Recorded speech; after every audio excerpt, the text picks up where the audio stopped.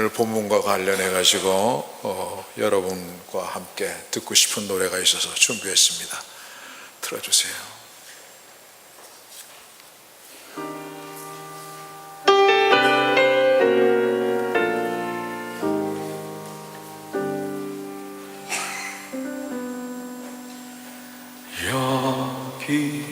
여기까지인가 이제는 길이 없는가 다 끝난 듯해도 내 하나님 이야기는 아직 끝나지 않았네. 예수님 십자가 그 좁은 언덕 위 다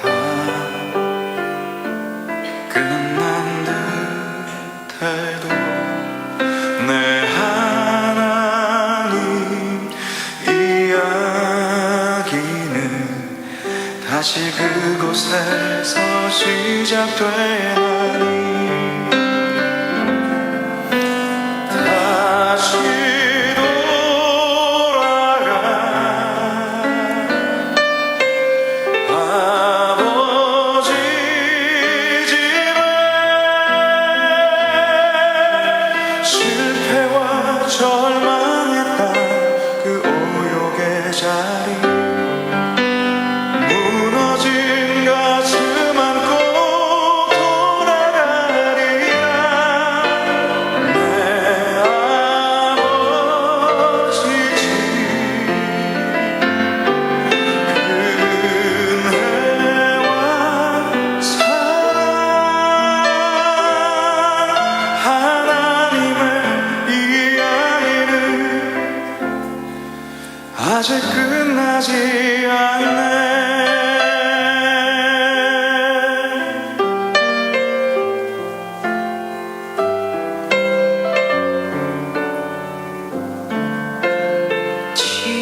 지난 12해 수치로 지냈던 날들 다 끝난 듯해도 예수님 옷자락에서 다시 이어지는 생명 죄 없는 자들이 돌로 치라 하던 그 깊은 용서의 끝인 줄 알았던 자리 다시 생명은 생명이 되나니 다시 돌아가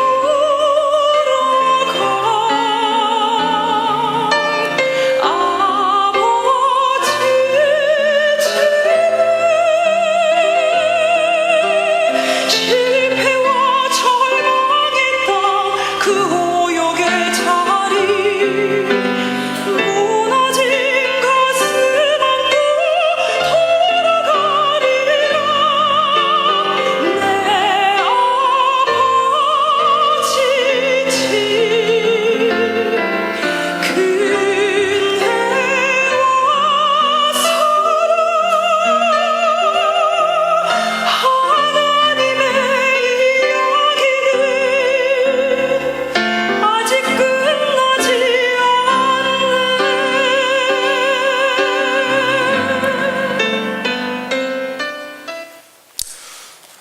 투 아시죠? 소싸움 하는 거. 투정의 소가 마지막 일전을 앞두고서 잠시 숨을 고르는 자기만의 공간을 케렌시아라고 합니다. 우리 인생이라는 전투에서 매일같이 지쳐가는 현대인들에게도 안식처로서의 이런 케렌시아가 꼭 필요합니다.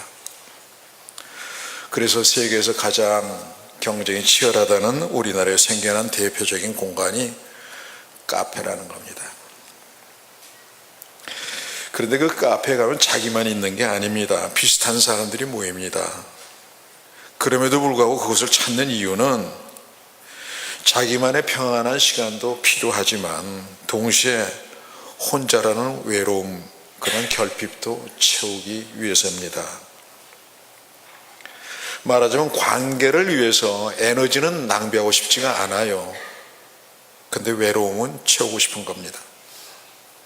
반려동물, 반려식물 기르는 게 그런 이유가 대부분입니다. 그런데 이 카페는요, 사치스러움까지 제공합니다. 사치란 것은 인간 존재의 근원적인 어떤 소멸 공포에 기인하는 하나의 욕망입니다. 남자들은 이 말 잘 못 알아도 여자들은 알아요. 사치 안 하면 자기 존재 자체가 소멸되는 것 같아요. 그것까지 카페가 채워줍니다. 그래서 안도와 쉼이 있고 존재감이 있어 보이는 그곳을 힐링의 공간이다 또는 치유의 공간이다 이렇게 부르기도 합니다. 그런데 그것이 과연 진정한 의미의 치유이고 복음일까 생각하게 됩니다. 그렇다면 왜 우리 젊은이들이 이 나라를 헬조선, 지옥이라고 하면서 떠나려고 하는 것일까? 반면에 가난한 나라의 외국인 노동자들은 여기서 보는 작은 소득으로 고국에다가 집도 사고 사업도 할 수 있어서 불법 체류도 마다하지 않는 약속의 땅에 되어 있습니다. 누가 더 복된 사람이냐 하는 걸 생각하게 합니다. 성경 과연 누가 복된 사람이라고 말하고 있습니까? 예수께서 산상수훈에서 이렇게 말씀하셨습니다. 가난한 자는 복이 있나니 하나님 나라가 너희 것이며 소득이나 명예나 건강이나 평안이나 형통이나 장수 이런 세상 나라의 것을 소유하는 것을 갖다 복이라 하지 아니하시고 하나님 나라를 소유하는 게 복이다 이렇게 말씀하셨어요. 거기에다가 그 복의 수혜자는 가난한 자다 이렇게 국한하셨습니다. 그런데 이 말씀이 우리에겐 불편합니다. 왜냐하면 다 부자로 살고 싶기 때문이에요. 하나님 나라 무엇이고 가난한 자는 무엇이기에 예수님께서 이렇게 말씀하신 겁니까? 예수님께서 이에 대한 대답을 탕자에 비유해서 말씀하셨습니다. 아버지로부터 상속받은 재물이 많은 청년이 있었는데 그것을 소유했던 동안에는 이 청년의 마음 또한 부자였습니다. 그것으로 인해서 아버지 집 곧 하나님 나라를 떠나기까지 했기 때문입니다. 그에게 있어서 재물은 또 다른 아버지 또는 하나님이었습니다. 그런데 그것이 탕진되고 사라지게 되자 모든 것 또한 사라졌습니다. 친구도 명예도 또 자존감도 남은 것은 악취가 진동하는 돼지 우리뿐이었습니다. 곧 그 사람이 돼지 같은 존재로 전락했다는 걸 의미합니다. 그렇기 때문에 그래서 모든 것이 다 끝난 것 같았습니다. 그런데 그 시점에서 생각난 게 있었는데 그가 떠나온 아버지 집이었던 겁니다. 모든 것을 잃은 가난이 가난한 마음을 주었기 때문입니다. 그래서 그것이 그를 아버지 집으로 돌아가게 했고 아니었으면 그는 결코 돌아가지 않았을 겁니다. 낙타가 바늘길을 통과해야 할 만큼 어려운 일이었을 거다 하는 말씀입니다. 그래서 마음이 가난한 자가 복되다 이런 뜻입니다. 이것은 예수님의 옷자락이라도 만져보려는 절박한 빈 마음을 가졌던 혈루병 여인에게 그 여인처럼 건강을 잃었을 때도 마찬가지입니다. 우리가 몸이 아프면 마음도 가난해집니다. 약해집니다. 그렇기 때문에 그것으로 인해서 오히려 하나님을 찾게 되고 하나님을 만나게 되는 겁니다. 거기다가 또 한 가지가 있습니다. 능력을 잃었을 때도 마찬가지입니다. 사람이 다 능력 있는 여자들은 고르고 또 피차간에 그렇잖아요. 능력 없으면 살기 어렵습니다. 이스라엘의 마지막 사사였던 삼손, 아직 연약했던 시절에 여호와의 이름을 부르면서 나귀 턱뼈 하나로 블레셋 군사 1천을 죽였고 그로 인해서 이스라엘의 자유를 회복했던 사람입니다. 그것은 그에게 맡겨진 사명이었기 때문에 그렇게 했습니다. 그런데 문제는 그 다음이었는데, 그러고 나니까 이 사람이 블레셋 사람들과 어울리기 시작하고 그들의 문화에 젖어들기 시작했습니다. 그러다가 들릴라라는 여인을 만나서 그 여인의 무릎을 베고 여호와의 제단 대신에 그 여인의 무릎을 베고 잠들기 시작했습니다. 그러다가 그가 한 번도 깎지 아니한 그의 머리털, 그의 능력의 근원이고 경건의 상징인 그 머리털이 그녀에게서 잘려졌는데 그것도 몰랐습니다. 그것을 알았을 때 그는 마치 말이죠, 바람 빠진 공기 허수아비처럼 그냥 허우적대다가 결국은 대적들의 손에 잡혔고 그들에 의해서 두 눈이 뽑히고 쇠사슬에 묶여서 연자방아를 돌리는 짐승이 되었습니다. 대적들이 그에게 준 모욕이었습니다. 조롱이었고요. 그렇게 된 것은 그의 마음이 부해지고 교만해져서 경건을 잃고 세속화된 탓이었습니다. 그런데 그 처지에 이르게 되자 삼손이 하기 시작한 것이 있었습니다. 기도였습니다. 이와 같이 기도했습니다. 삼손이 여호와께 부르짖어 가로되 주 여호와여 구하옵나니 나를 생각하옵소서. 하나님이여 구하옵나니 이번만 나로 강하게 하사 블레셋 사람이 나의 두 눈을 뺀 원수를 단번에 갚게 하옵소서. 이 기도의 핵심은 나를 생각하옵소서입니다. 이것은 돌아온 탕자처럼 능력을 잃고 나서야 자기 사명이 무엇인지, 자기가 누군지 제정신이 들었고 비로소 회개하고 경건을 되찾기 시작했다는 의미입니다. 이런 기도에 하나님께서는 응답하십니다. 이랬습니다. 집을 버틴 두 가운데 기둥을 하나는 왼손으로 하나는 오른손으로 껴 의지하고 가로되 블레셋 사람과 함께 죽기를 원하노라고 힘을 다하여 몸을 굽히며 그 집이 곧 무너져 그 안에 있는 모든 방백과 온 백성에 덮이니 삼손이 죽을 때 죽인 자가 살았을 때 죽인 자보다 더욱 많았더라. 인생 막장의 삼손이었지만 그런 그에게도 하나님의 이야기는 그렇게 끝나지 않더라, 이런 의미입니다.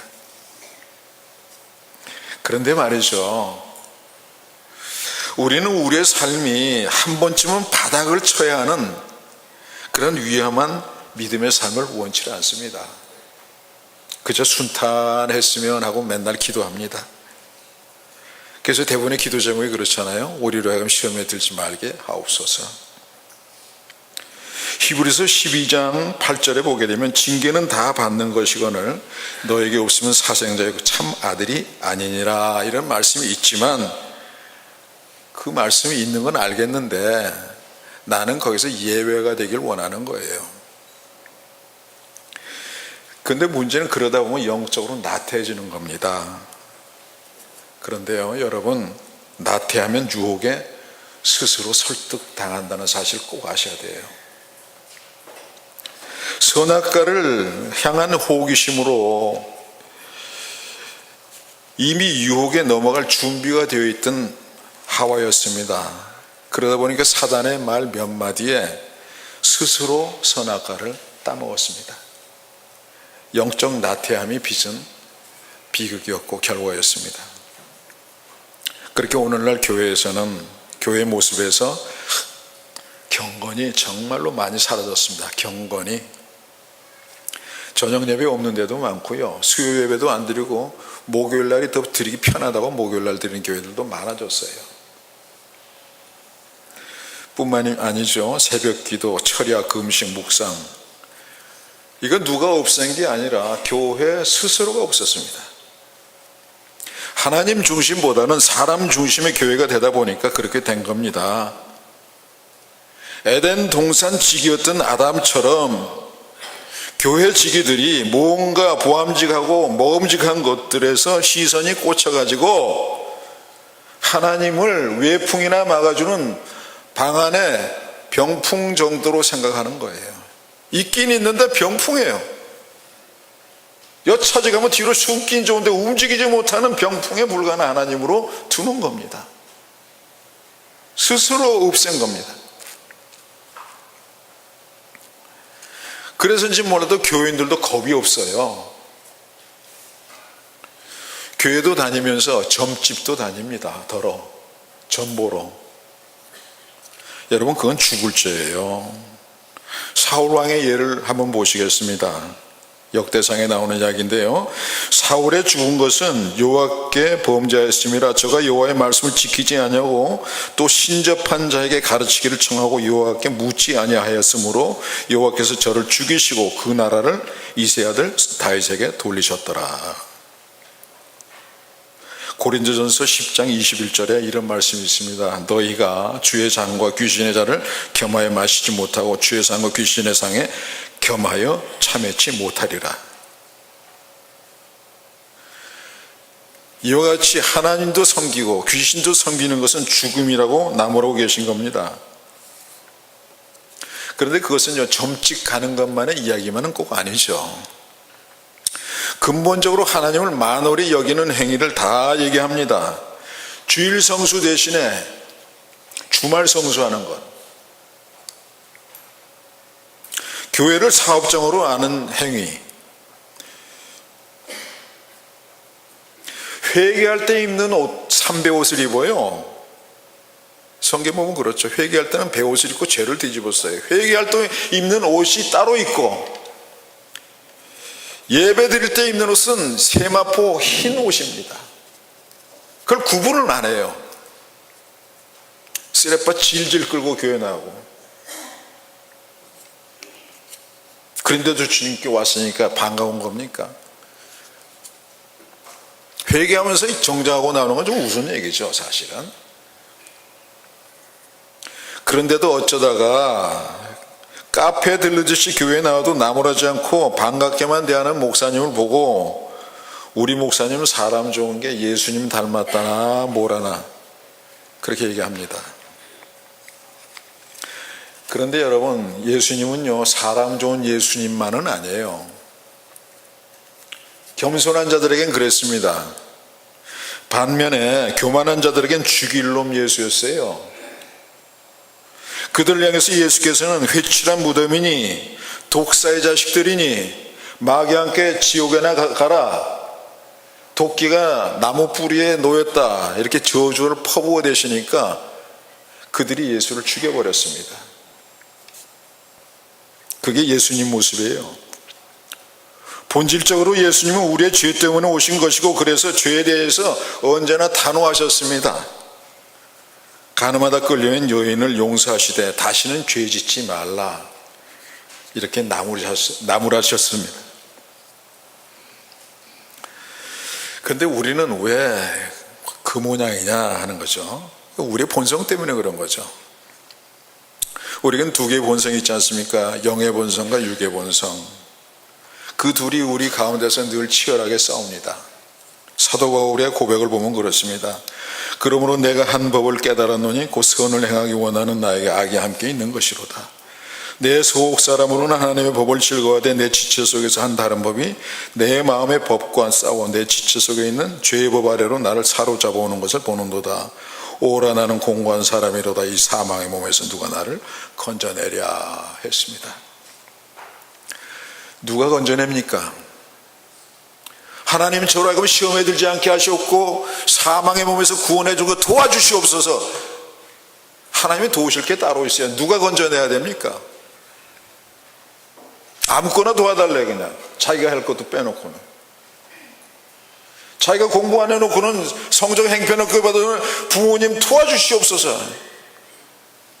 나 학원 안 가면 성적 떨어진다고 말이죠. 부모 협박하고 말이에요. 비슷한 거죠. 사도 바울의 이 부르짖음은요, 호메로스의 대서사시에 나오는 오디세우스의 사이렌 이야기와 비슷합니다. 트로이 전쟁으로 한 20여 년 동안에 전쟁에 참여했던 오디세우스가 고향으로 배를 타고 돌아가는 길이었는데, 가는 길목에 뭐가 있었냐면 사이렌 섬이라고 있었어요. 근데 그 사이렌은 누구냐면 바다 요정들인데 노래를 너무나 아름답게 잘하는 거예요.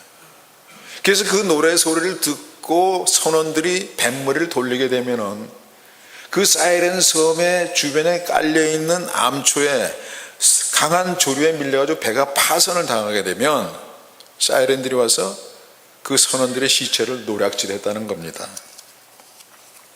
그러니까 누군가의 조언에 의해서 이 오디세우스가 자기 몸을 배 중앙 기둥에다가 밧줄로 칭칭 감아 묶게 하고는 선원들에게 귀에는 밀랍으로 다 봉해버렸습니다. 자기는 안 봉하고요. 왜? 사이렌의 노래소리가 듣고 싶은 거예요. 그래서 배를 타고 지나갑니다.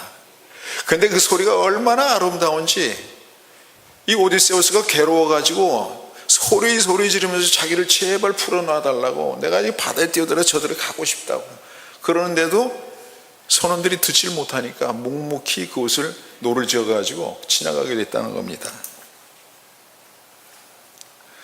우리 지체의 육신의 법이 사이렌의 그 노래소리 그런 겁니다. 피하기 어렵고 견디기 어려운 유혹을 제공하는 강력한 세력인 겁니다.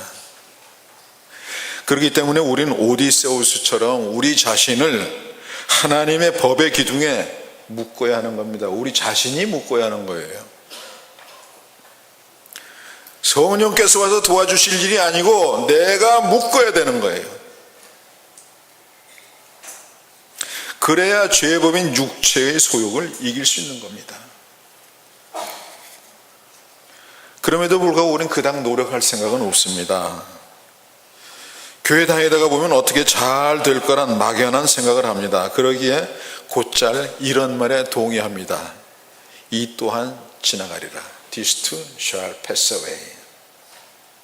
가수 임재범 씨가 부른 노래 가사 제목이기도 합니다. 아마 어디서 이거 보고서 노래를 지었던 모양이에요. 근데 이 멜랑콜리한 이 말은요, 그 유대 경전인 구약 성경의 주석서 미드라시가라고 있는데 거기에 나오는 이야기라고 그래요. 이런 얘기가 전해져 옵니다. 다윗이 한 번은 전쟁에 나갔다가 왔는데 이긴 뒤에 궁중의 보석 세공사에게 말하기를 자신을 위해서 반지를 만들라면서 자기가 승전했을 때 교만하지 않게 하고 졌을 때 좌절하지 않고 용기와 희망을 줄 수 있는 글귀를 거기다 새겨 넣어달라 했던 모양이에요. 그래서 보석 세공사가 보석 반지는 만들었는데 적당한 글귀가 생각나지 않아가지고 어린, 지혜롭지만 아직은 어린 솔로몬에게 어떻게 했으면 좋겠냐 물었더니 이 말을 했다는 거예요. 이 또한 지나가리라. 그렇게 새겨 놓으라고. 그런데 이 그럴듯하게 들리는 이 말이, 이 말 가운데는 여러분 잘 들어보십시오. 하나님이 없습니다. 막연한 낙관주의입니다. 전문적인 용어로 폴리아나 낙관주의다 이렇게 얘기합니다. 그러던 솔로몬이 훗날에 다윗의 뒤를 이어서 왕이 되고 인생 말년에 쓴 책이 전도서인데 이 전도서는요 솔로몬의 참회록과 같은 책입니다. 그는 세상 복이라는 복은 다 누려봤는데 누려봤지만 손에 쥐어지지 않는 바람 같은 것이었다. 이렇게 얘기하면서 내린 결론이 이겁니다. 무릇 하나님의 행하시는 영원히 있을 것이라. 더할 수도 없고 덜할 수도 없나니 하나님이 이같이 행하시면 그 사람으로 그 앞에서 경외하게 하려 하심인 줄을 내가 알았도다. 요약해서 말하면요, 하나님과의 올바른 관계만이 영원한 실체더라 이런 얘기예요. 많은 사람들이 자신의 뜻대로 자신들의 인생의 배를 만들지만 노아는 하나님을 경외함으로 하나님의 말씀에 따라서 방주를 만들었고 그것이 그를 구원했다, 그런 얘기입니다. 히브리서에 있는 그 구절이 이렇습니다. 믿음으로 노아는 아직 보지 못하는 일에 경고하심을 받아 경외함으로 방주를 예비하여 그 집을 구원하였으니 이로 말미암아 세상을 정죄하고 믿음을 쫓는 의의 후사가 되었느니라.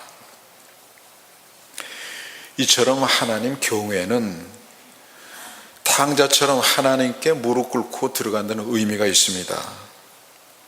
노아의 때에도 소돔과 고모라의 때에도 하나님은 사람들에게 죄를 버리고 돌아오라고 말씀하셨지만 듣지 않았고, 반면에 니느웨 사람들은 왕에서부터 어린아이까지 전부 죄를 뒤집어 쓰고 베옷을 입고 금식 기도함으로써 하나님의 진노를 면할 수가 있었습니다.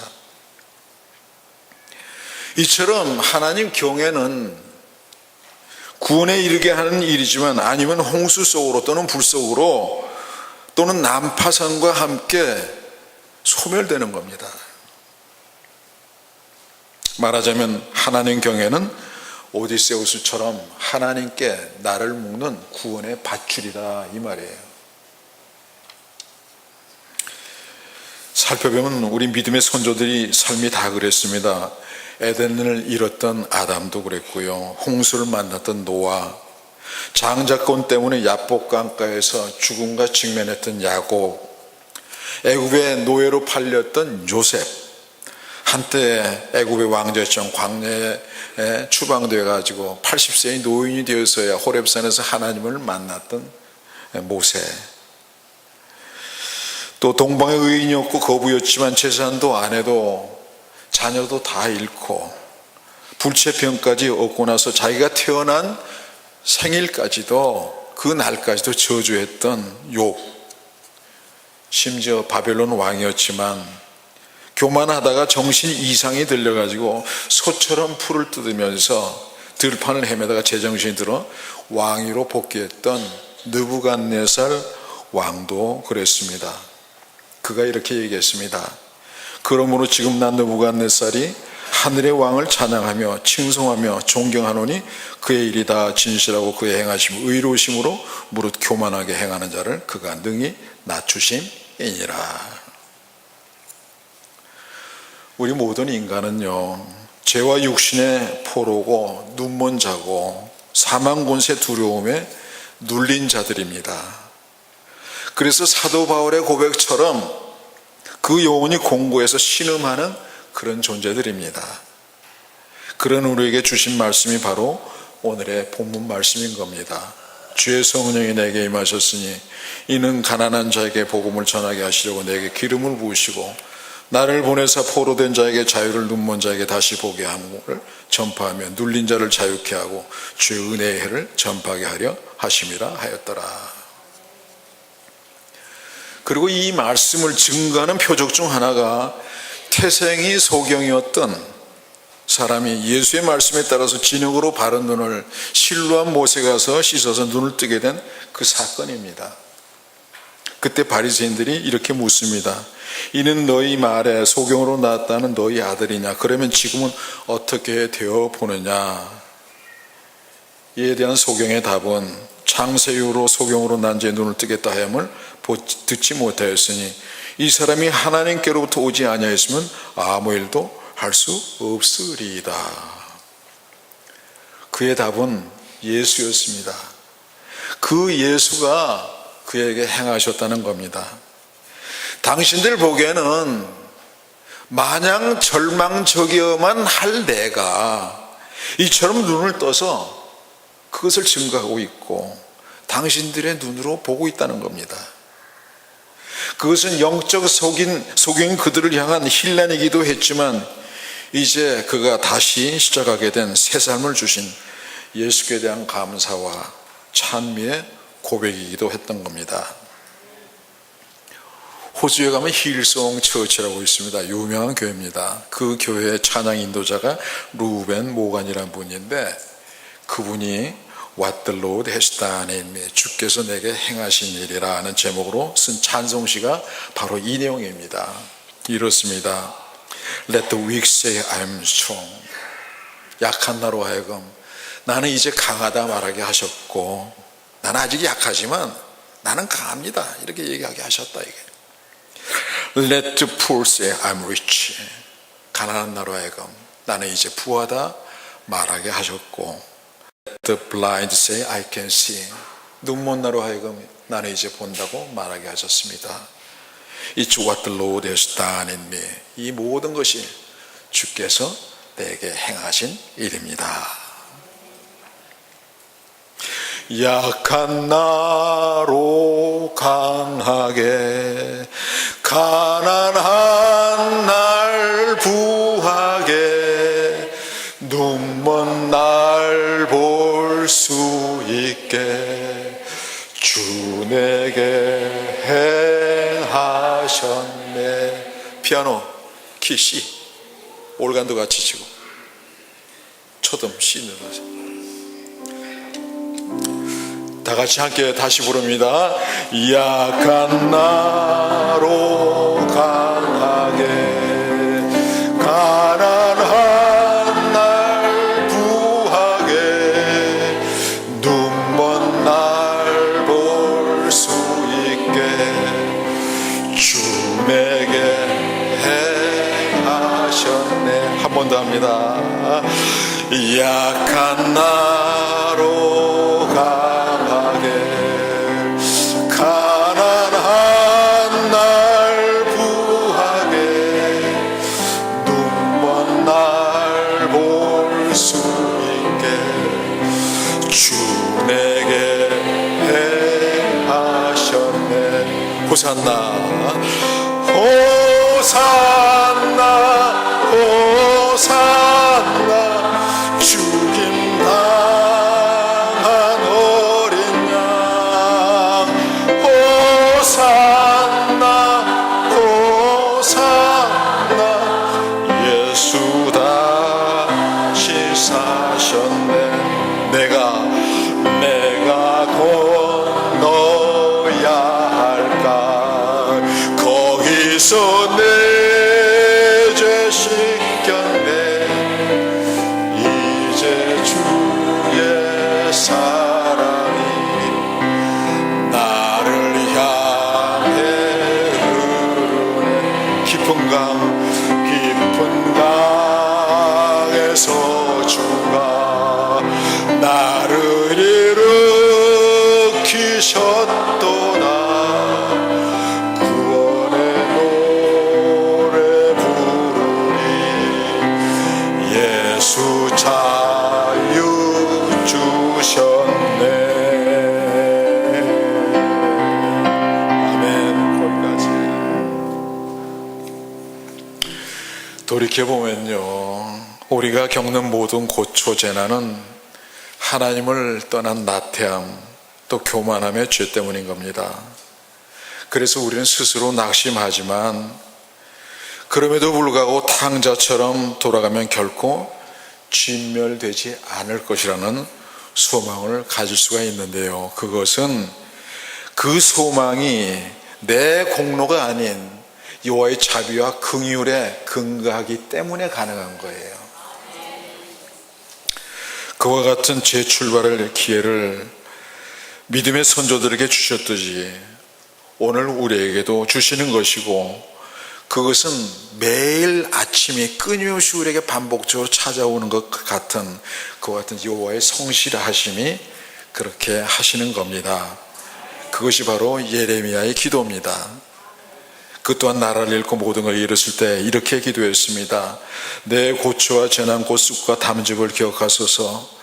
내 심령이 그것을 기억하고 낙심이 되오나 중심이 회상한 즉 오히려 소망이 싸움은 여호와의 자비와 긍휼이 무궁하심으로 우리가 진멸되지 아니함이니이다. 이것이 아침마다 새로우니 주의 성실이 크도소이다. 여러분, 소경이 눈을 뜬 것은요, 단순히 이 땅에서의 해프닝이 아닙니다.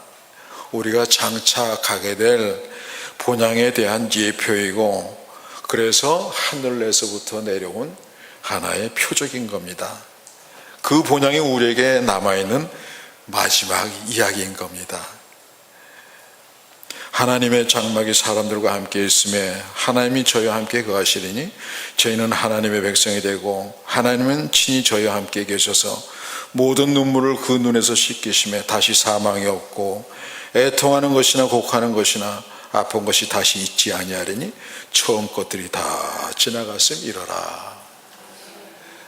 영어 성경에 보면 The former things are passed away 이렇게 돼. 처음 것들이 이전 것들이 다 지나갔습니다. 이렇게 말씀하고 있어요. 그렇기 때문에 그곳은 케렌시아나 카페이로가 아닌 영원한 이로, 곧 궁극적인 기쁨, 영어로 얘기하면요 Ultimate Ecstasy라 이렇게 얘기합니다. 그것이 있는 도성이고, 죄와 사망에 매였던 우리에게 자유함을 주게 되는 희년, 곧 주의 은혜의 해가 완성되는 그 하나님 나라인 겁니다. 이처럼 아직 끝나지 않은 하나님의 마지막 이야기, 곧 그 이야기가 저와 여러분의 이야기가 되기를 축원하면서, 지금도 억압과 차별과 슬픔으로 힘든 세월을 살고 있는 흑인들이 그 나라를, 그곳을 노래한 것이 있어서 소개함으로써 오늘의 말씀을 마치고자 합니다. 한번 들어보시겠습니다.